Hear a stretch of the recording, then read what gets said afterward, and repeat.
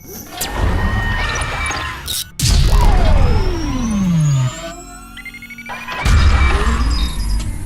everyone, we're in Dubai. Yeah, check out the Dubai Mall. The lights are incredible, right? Best trip ever. Dubai වල තිබෙන ලෝකයේ දෙවන විශාල සාප්පු සංකීර්ණය තමයි Dubai මෝල්.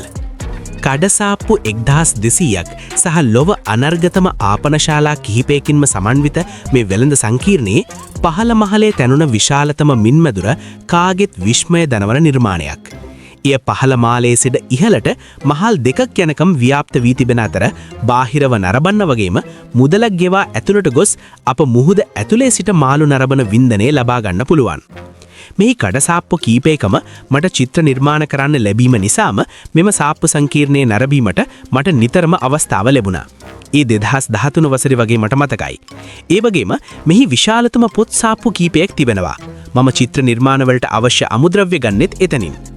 ලංකාවේ විශාල පිරිසකට ජීවනෝපාය සලසන ඩුබයි නැත්තං යුනයිටඩ් අරාබි එමිරාජ්‍යයේ ඇති සුන්දර තැන් දකින ලැබීමත් වාසනාවක්. ඔයාලත් එන්න හීන දකිමින් නේද ඉන්නේ? ඔයාලා කවුරුත් දන්නවා ඩුබයි අරාබි නීති අකුරටම පිළිපදින රටක්.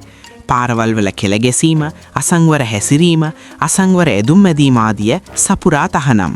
නමුත් ඩුබයි මෝල් එක තුල විදේශිකයන්ට කෙටි ඇදුම් විලාසිතා සමග යන්න පුළුවන්කම තියෙනවා.